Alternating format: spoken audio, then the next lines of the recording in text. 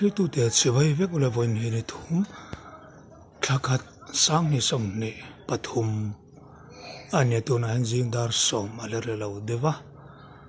tu na hian zol này pathian van tir kau Mikael ai o tu merau pui pisang pui ina kan kaldo na ichuan ina hian ai zol ya om na building kha ni ai pisang pui om na building kha ania tuna hian kan lut thato don kan ti ka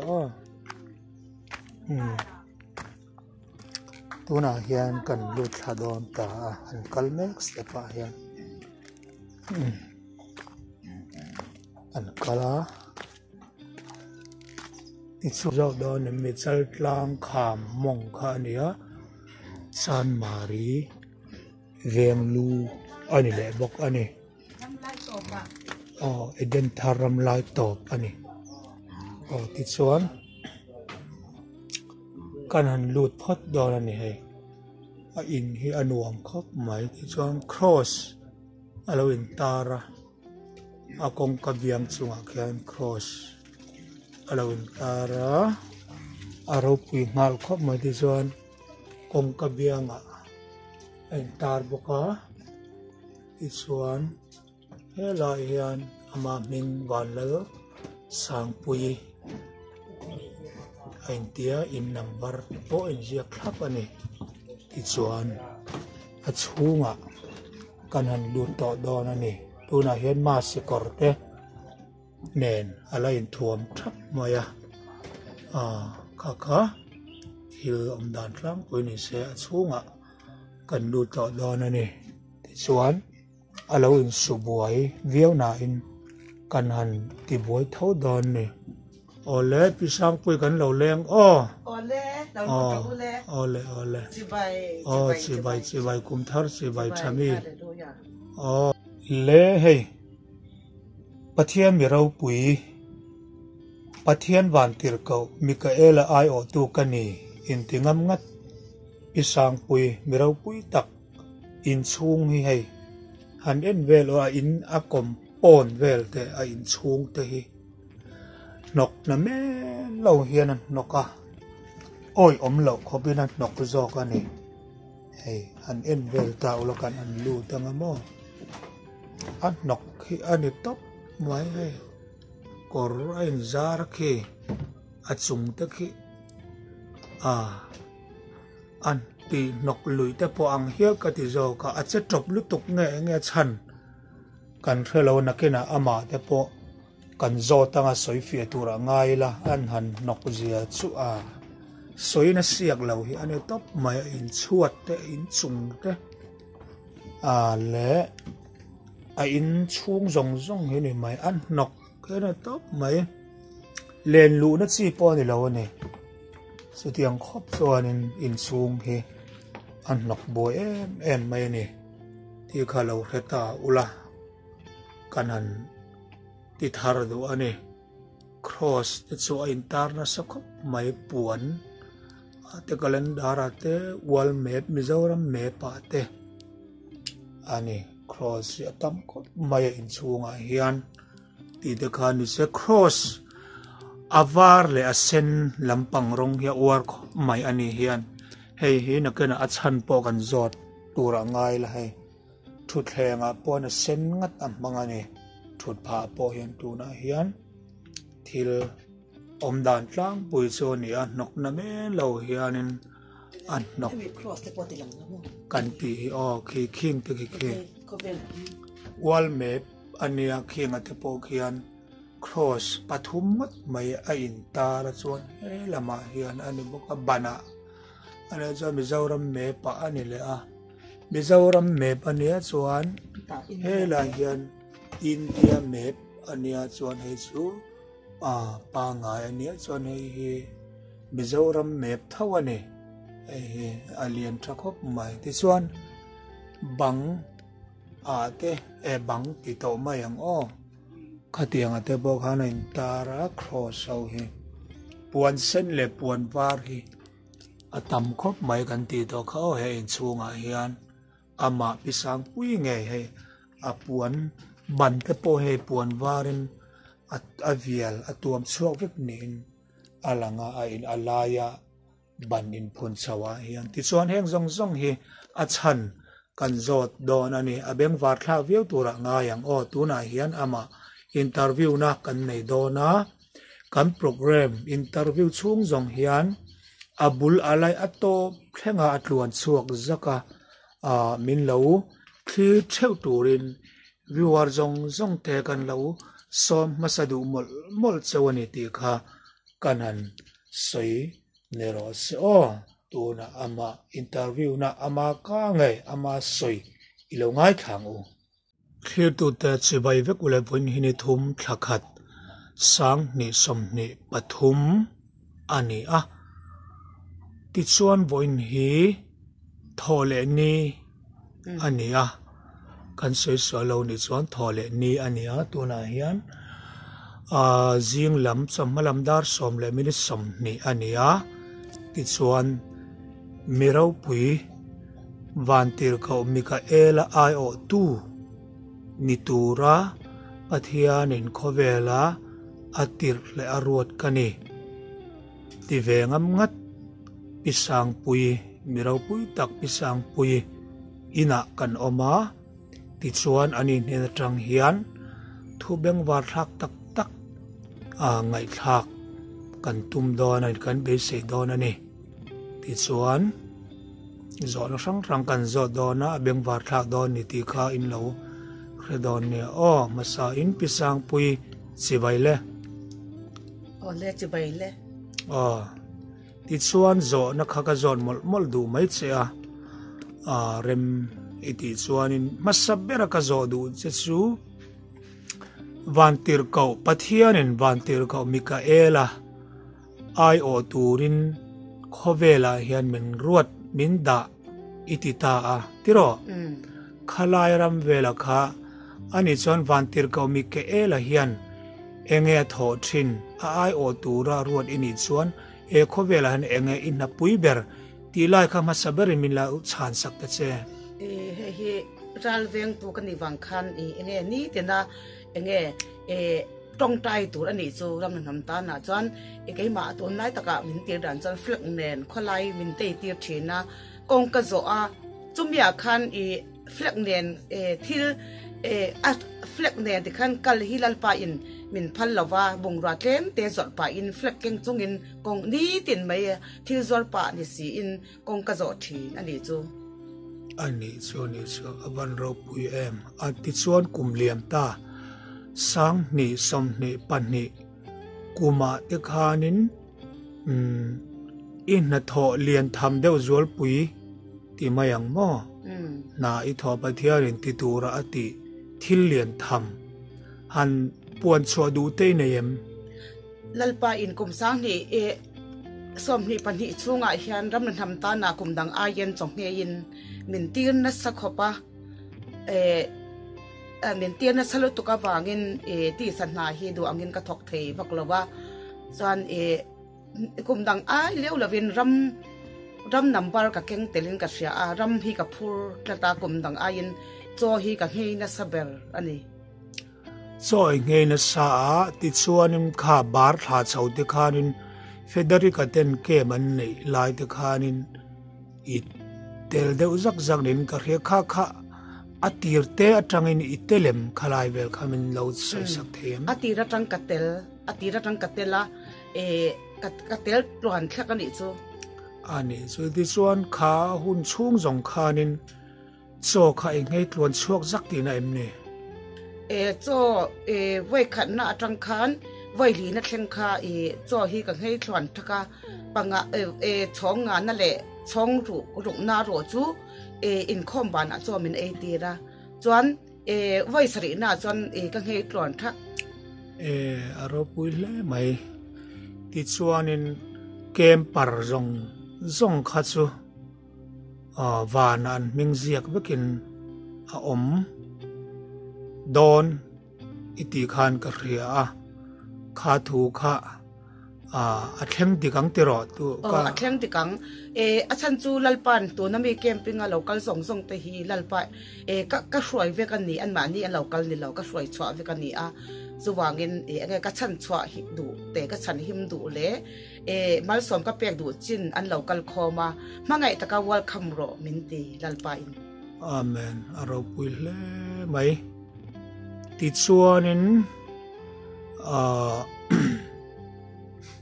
Christmas te hi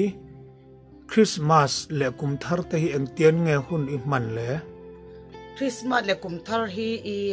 ke ni chu kan kau thana hian vai ni lai a chan chu kan kau than hi kau than pasari ai o ani awang khan roi po vai ni kan the ani midang ai a chuangin thil kan ti thi roi hi ngoro in kau than hi soyare memin kau than ming hi soyare mem kan kau than hi Carson Baptist Church anita chu lalpa in ke po lalpa hemi kau thana hi atira chon lalpa min da na hi ka em lova lalpa veng tol chunga in khom ka du ve ka tia ma se lalpa in hi kau than pasari ai o ka dinani wang khan enge hemi atang I chhuak theilowa ma se hemi tharau tu dana chon mun te na ikal thei min tia chubi atang chuan ka ri ru kang het lu to ka amma ka chuan kan pa wanga hemi kau thana ka omamo ka tia ma se lalpa in helaya hian kau than pasari ai o a Baptist Carson Baptist kau than hi lalpan kau than pasari a lalpan enge kau than pasari lalpan apuanga chuwangin pathian okasian huwa phei chuan ka ding enge ka ri ru za ka in pele zolani ti kha ka sei du ani ole lom le mai ti chuanin kan lo ral khiat danin hei camping a ilu hlan te khanin gas bur te le thil che sang in chung bung ro poimo zol pui te kha alo bo vek nin kan ria khalai te po kha enge bo terin lel te na yem ti vel te men lo soi sak the thil bo te kha thil bo kha chu lalpa in ege ka zota thil pathian mi ka ni singa tinge pathian mi no te ni singa tinge thil hi abo ka ti abo ga tinge pathian hi inza lo lu tok te khan mi sing ni na ka ri ru na ve de wa ma se lalpa in man ipe ani kha zo ram dam na tur te to na nge zo fa te chan chwa na ka fa te mal som do na tur le mal som do na tura man ipe ani kha min ti atang chan ka ri ru adama oi ani mo yang ani chon awa yen bau veng ma se poi ka ti lo ti kha ka ri ru khan nge ka lo mani ani chu amen hallelujah van ro pu tak em ti chuan a bo ho zong kha chu angai ve ka mule tom to lowa ti khan ral vek ti na ania ti chuanin a bo vek ta ka chuan eng tin nge tun din huna hian ei rong bol na te in em khang bo zong te enge bo reng bo zong kha gas bur te gas thuk te gas bur chu lalpa in gas bur pani le gas thukte anita ma se lalpa in tun tuma lalpa gas bur pathum ingai min ti a pathum hi lalpa imin peto ani amen hallelujah chuan ka enge plug enge electric tuilum na plug te engkim hi enge lalpan in ami te kal tangin min pe boka kalei boka lalpa lei to paisa min pe boka chuan kasum don na a bungra zong te hi bungra zong te hi kasum don na chumi po kha lalpa in enge ami te kal tangin min pe a sum don na te po hi enge apa ngai kan nei le ve kan ni pathian in awa yen min pe le a pathian chunga kalom khop mai van ro pu em ngoro idin chuta I thu soi atanga karil ro lo long chu zopane in voin ang deu thuak ve o ka te ne zopa po kha achan beka eson nuwa ale tam tagin pek belena oma chu tiang deu chu ini deu main ka ria tura in sei manga chu aro pui khop mai ni atho ne lo bo lo ani ram mi pui dam na turin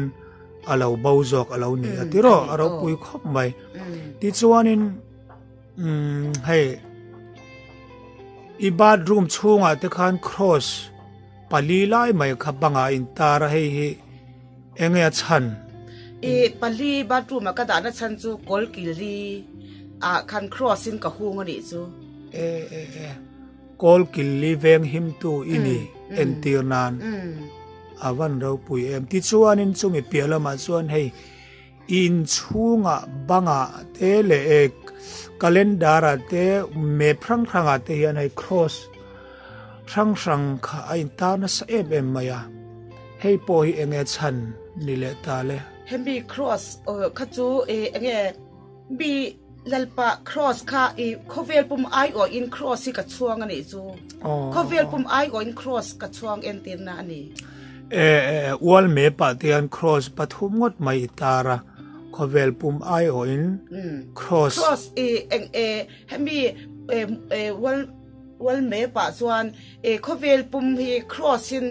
ka hung ve ka ni chu khovel pui hi iso ti sen ka hung ti en ti nan wal me pa khian cross pathum ngot mai tar bik ti na ni mo avan ril em ve ka hu ga li chu avan ro pui tak em amen hallelujah sa in ti chuan in hei India maybe ka te Mizoram maybe ka te khang te po min soi zau sak le la enge chan India te Mizoram te ka ai itar rang le bokta me pa khan ka India Mizoram bi khi iswati sianin a than pan ka hu ngani hi entian na ni poka sa India me pa po khai India crossin ka hung India pum hi crossin ka hunga chumi po nakina phei chuan pathum India map pakhat kha lei angai le Mizoram map kha map te lei sa ka nei ya nakina phei chuan pathum thuk in Qatar vek do na kha cross kha tar tu te hi lalpan kumira phei chuan in hi ti fai vek la achung te po ange moi takin chei vek ro min ti lalpan tam ta min ti chuan bung ro hui deu po kha mang to lo la athar vekin lei vek ro min tia bo phuna tam tak min pe a lalpa in enge min siam thar don in ka sia a chu wangin ka lom kho mai amen hallelujah ani su ro pui le mai ti chuan in hei in chung he kan lo lu ta ini na nen khan in me lo khopin an nokani an nok turu buru ani hei enge a chan dik tak min lo soi sak theyam mizo enge tunami anok omzia chu lal enge Mizoram mi puite enge kan nok zia mo kan nok zia kha zia min khel tira ti fai ka tumpo ti fai lei thei lovin the khan ka mut hil san zel thina a thei lova vo ina ro chu enge ka ti fai don mi ka tia chu ka ti fai ma khan ti fai ka tum ma khan ti khan enge tuna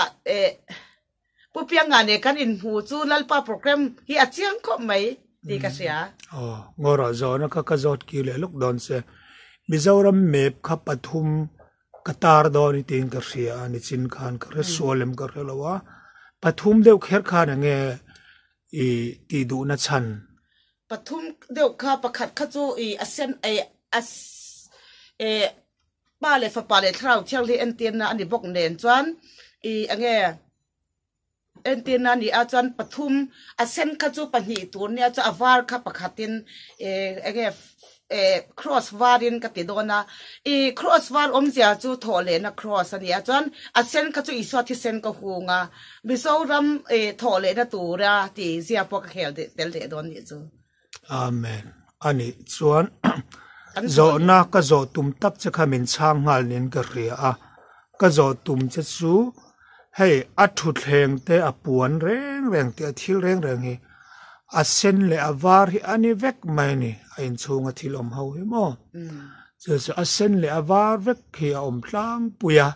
chu zo ka tunga ma se tu na khan ron soi fia te chia ka zo non to lo mai anga asen le avar ngot thiana in chung hi abual khat vek mai ni ti chuan om zia kha soi to boka khalai chu karon zo to lem lo wanga ti chuanin engtin nge tun kum sang ni som ni pathum chawa hian tuanin chung hi asen le avar hlir hianin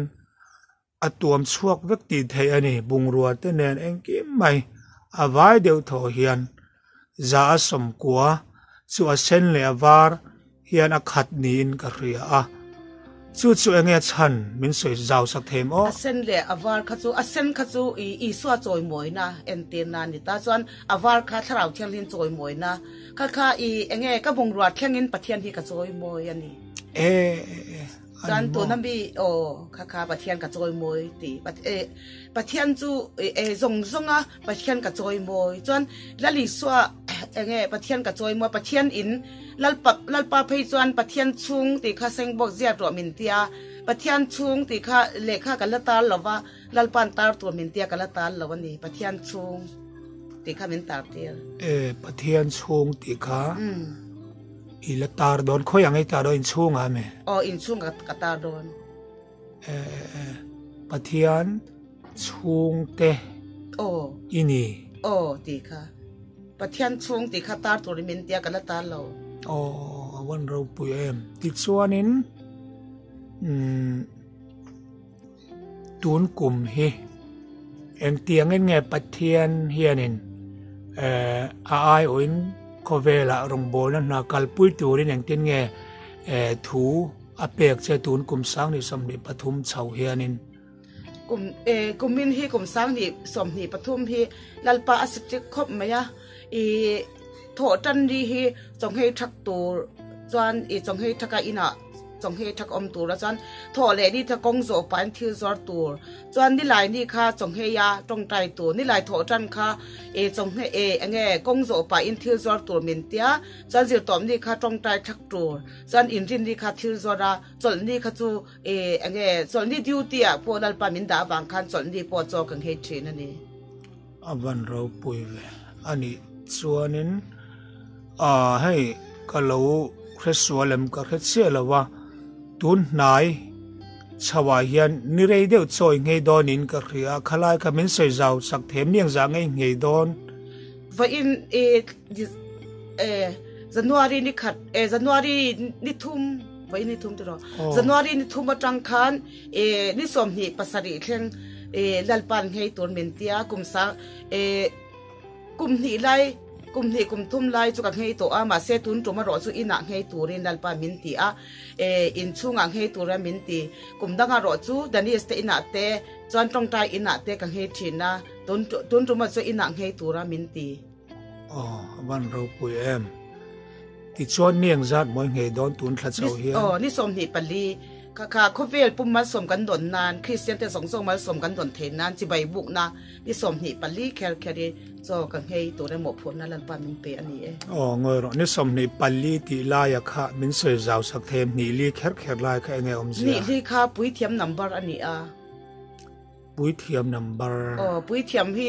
ni li som ni pali ani ta chuan ram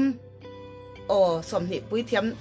thiam number chia di som ni ni pali cho som pui thiam number ani cho wangin pui thiam number chia khan ka ngei thin ani mo mi tam tak su som ni pakhat an ngei thina ma se ke ro chu som ni pali pui thiam number amin da wang khan som ni pali kher he angai ani chu aban ro pui ve ti chuat helai hian mu theila ma hian pasal fanau hi inei lavem ni le mu theila ma hian pasal fanau ineyem fanau te kan nei ya ma se kan pa baural to pasal kan nei to lawa tu na chuan lali swa ka pasal dik tak lali swa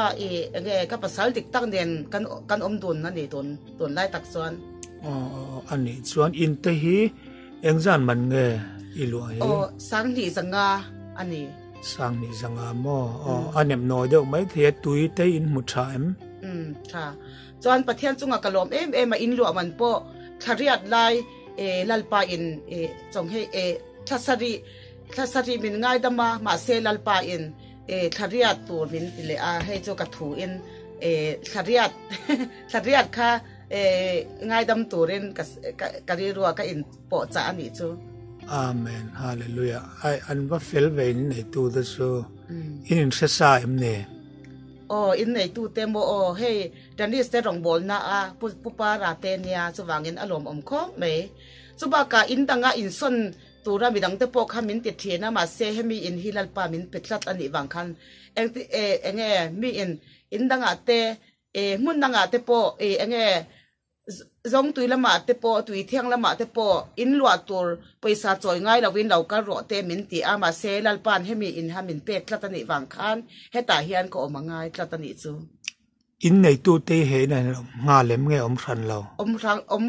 nga lo bong ko na an oma an fel khop mai pathian ramanam ta na mo phon na an nei veng ka sia a kanu le pa chana an changin ka sia lal pa min pe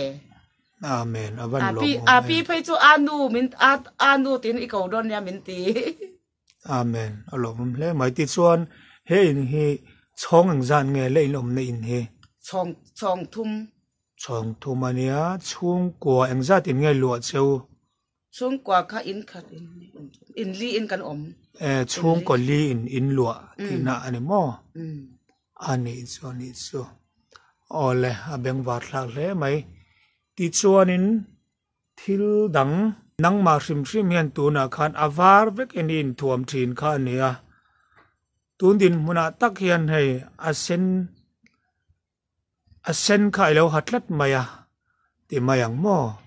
kha enge chan min soi zaw sak le theim asen ka hak le chan chu I suani in pum khat ti antena pum khat antena I suani in pum khat antena asen ka ha ani ani chuanin ilukhum kha var le daya kha min soi zaw sak le theim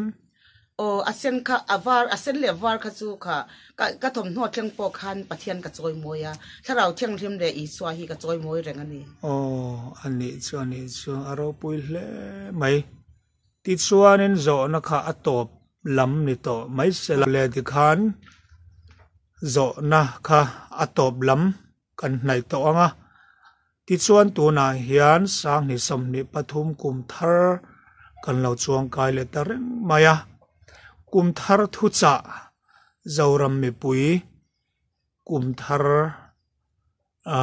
lo thleng chau me ka hian zoram mi pui te nena thu cha te min lo soi sakla aremem kum thara chuan enge lalpa in ke man di kau thuwa mo phona min pek he enge ti tak zatin thil ti hi angaya chuan chong hei tura ti zong te po chong hei lalpan thu oi taka kum thara chuan lalpan adu le zwala kum dang ayin enge pathian lama in pek na te po na sale zwalan in pek tharanga ya abik taka chong hei lampang hi chong hei tura lalpan ati zong te chu enge lalpa thu oi na wanga chong hei thak turin le chuan kari ru min ve tir chu kausan na pastor te hi enge pastor te hi kausan mi pui en kol tu ani wang khan pastor te in chol ni tara chong hei ve thei se chuan lalpan adu len ka sia a chu nge kari ruwa khan ka ve ya pastor te kausan mi pui te en kol na mi pui tam tak wap tu ani wang khan pastor te hian chol ni tara chong hei in man mi pui ta na hian ke pen nge chong hei turin ri ru min ve tir pathian min ve tir ani chu amen alom hle mai pisang pui kanan thong thu ta hei hun thatak min lo pe a kan lo me ara thau cheng them le dali so chon so men tar tharau thiang lem dali so choi moi nan atara ti chuan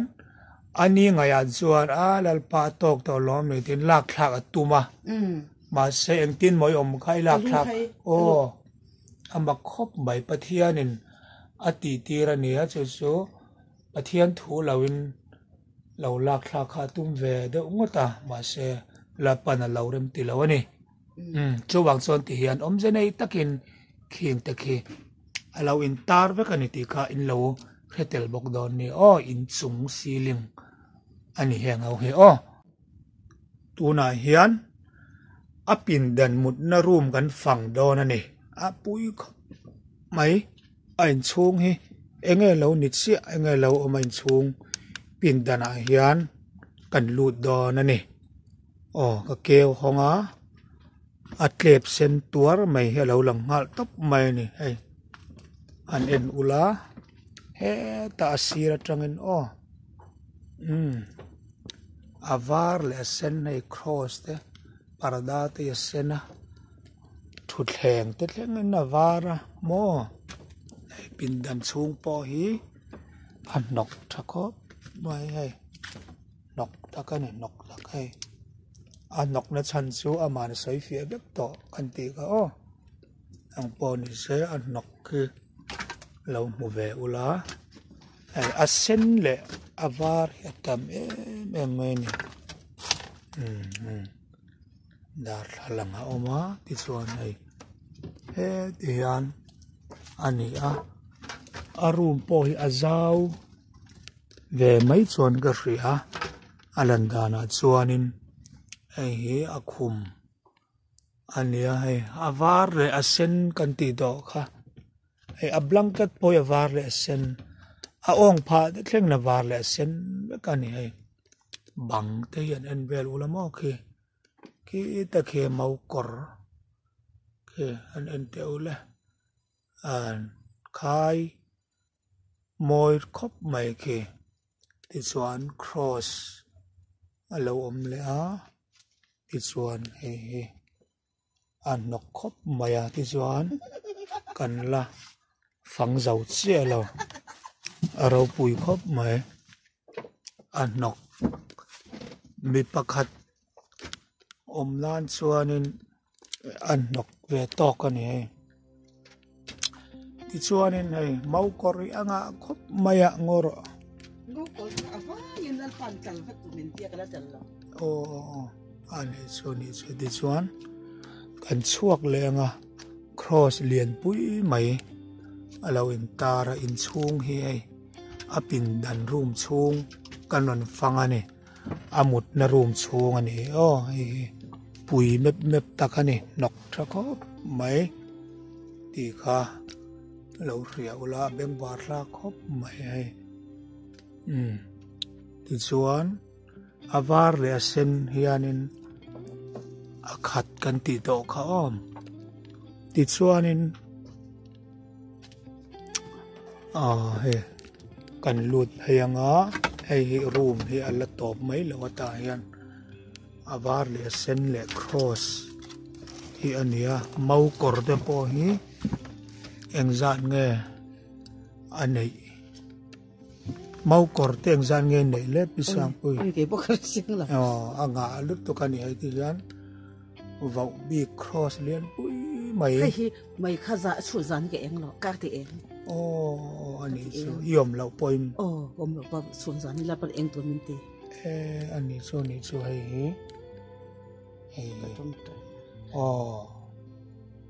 eng hi sap trong ai zia ka ni ai angoro hai cross te hi khoi tang ai lak lu nge hei chu pudong zela khan min pe a arit biao lo mo tu ngai lak lu te rin chunga ke ma ka phur mai lalpan min phu pui mak lo to i wat sak ve ei asen le avar li re na khata heti la ya no kha som ni pali ka da thina chumi kha bo wani chu he ava mak ve chu nya ani no athar klap kha enge lalpan je khel to min ti heta bati te heta mi teng te po kha ala abo va ka ni chu chuwangin hei po hi tem te cha ka nei hi tang hi som pani bati ka bo kha e som vel ka da bati cho ange om je le khomwar khonwar mo hi zan le lam kha chu thau chang thim room to lalpan enge min bo soi sakania thau chang thim room to thin khoi le lam hemi mi room te kha thau chang thim room to tharau thiang lim room te nei ni mo chuan hei enge room ming hei hi chu tong tai na room ta tong tai na ta he ni tong tai thin thing chi ni tong tai thin ni mo chuan tong tai hei hi chu thau chang room bi tu rin dal pan min da ani chu aro pui le mai ti chuan hei hi tong tai lokan atong tai na room pati atong tai na room big ani cross lian pui om na hi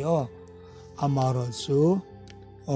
an nok thakop maya chung dang lam ero chu ti chuan tharau thiang lim room kan lut lo don ani thau chang thim room to lal pa bo sei na he thau chang thim room ตรงใต้น้ำเปียกค่ะก็ที่ขึ้นติดไม่หรอกอันหนักไอ้อปุโลโอเคน กกาชาโอ้ให้ฮีถ้าเราเที่ยงริมรูมอันนี้เชียงบนนะชื่อให้ฮีถ้าเราเที่ยงริมรูมอันนี้ cross kick ปักปันิปฐุมปลีอันตาร์เลยบอกขเวลกิลีอันตีร์นะอันเดียสวยจ้าวโตถ้าเราเที่ยงริมรูมอันนี้โอ้ให้ฮีถ้าเราเที่ยงริมรูมแล้วจงใจนรูมอันนี้เราปุยครบไหมกันวันนี้โลตักอาเมนฮาเลลูยาอาเมนฮาเลลูยาอาเมนเราปุยแล้วไหมที่สวนกันชวกตัวงาให้อินชุงปินดันป้างไอรอดซูนกนเมนเลเวนันนกานิมาเซเฮียนอมเสียอันนี้เวกันนี่เจ้ารัมมีปุยกันนกเสียกันบวยเสียกันเฟลไฟเราเสียเอ็นตีนานเตียงนั้นอินฮีตินนกลุยนี่แต่พอติเทียงซูกันสวยสวนระวังสุดเตียงซองส่วนสวยตาอิละโมให้นกลุตุเกตีฟ้านัดล่างเก่าแต่พอจากก็ติคบไหมมาเสจูรถจูปะเทียนินติตีระนี่วางจอกเฮียนินกันติระวังตีฟ้านัดล่างก็จูตีฟ้านัดล่างกันในเราไม่จวนให้นาแต่เฮ้ยเอ็งอมเสียเลยมันสวยจ้าวสักทีบัตเตคริสต์มาสอีสบัตเตเสียก็เขียนดิค่ะที่เราเปิดเต็มอีสัวให้อีสัวเล่มแต่ปอเนียงสู้อีสัวบัตเตบัตเตข้าหมวกเวนิสุกับหมวกกันอีสุให้ปอให้ฮังกาเตวันเราปุยเวถ้าขาจะขมิ้นติดที่เรก็ให้ปอเห็นเนาเตถมโนเลยเนาเตถมโนโมอีสัวถมโนถมโนเตให้เอาอดอบอร์เตวันเราปุยเวเฮ้ยนี่ชินข้าก็สวยสวยเลยนี่แล้วอีสัวอันนี้อีสัวบาดเดย์ให้ก็ติดเลยต้นให้ก็ตั้งอาวาร์ค่ะที่ขานเซนเลยอาวารินคู่อันนี้ที่ยันอีสัวข้ามุดทับอันนี้สวยน่าเฮียนตรงใจนรูมันเนี่ยถ้าเราเที่ยงเลี้ยงรูมันเนี่ยเราปุยก็ไม่ได้สวนให้ฮีอีสัวที่อันนี้อีสัวบาดเดย์เครียดเรื่องนานให้ที่ฮีเราตีเวนี่ส่วนให้พอฮิตแล้วให้พอฮิตอันว่าเวลอีสัวบุงรัวตัวเตอีสัวบุงรัวเตนี่ทมโนเตเลยอีสัวสปัลเตโมชุงฮีอันห้องโลโลลาคามิชุงอันเลียนจอกข้างกระจุดรัวนั่นจ้าเอ็มฮีอีสัวทมโนแต่อันนี้แต่ส่วนนักกินนักสิให้ไม่ทักกินเลยอันให้ฮีสุแคสฮีซาสุแคสตัวให้ฮีอีซาสุแคสตัวให้ฮีอีสัวสุแคสอีซาทำนอเบียกตัวอีสัวทำนอเบียกด่านตัวนั่นนี่สุดแค่สิวันเบงบาร์หักตักฮาเลลูยาช่วงค่ะอีเกลเทียมตัวน่ะส่วนก็ละด่าเราบ่โม่ก็ละด่าสิเราช่วงอ่ะค่ะอีสัวสุดแค่ตัวนี้ส่วนจาวาร์เตทมด่านะเบกเตอันนี้ส่วนมาอีสัวเช่ลายนะมัวนี่ที่ข้าอินเราขดอนนี่ตุนตุมาเฮียนเงยโซรัมมีปุ๋ยแต่จุงกะลมมาอบิกตะกะตุนตุมาพอเงยซุ่มเลปายกัลตังอินมินเปตูเตเลอาวายินปะเทียนจุงกะลมมาลัลปันอเลซายินที่สายชราวะมาสมนาวูจรอเสติข้าเงยกะตรงไตนาอันนี้มิน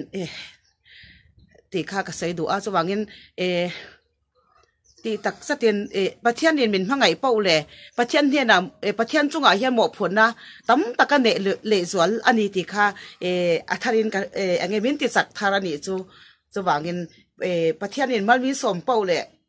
ปะเทียนเรียนมัลมีสมเป้าเลยปะเทียนตาหนักเก็บเป็นตัวหมกผลนักกันเลยเสียมินเชียตีธารากลอมันนี่ปะเทียนจุงอ่ะมินไปตูเตมิสปอร์ตตูเตกิมมินจันปุยเตจุงอ่ะเฮียนที่สาชราวะมาสมนาลัลปันปจรอเซอาเมนอาวันหลวงตัว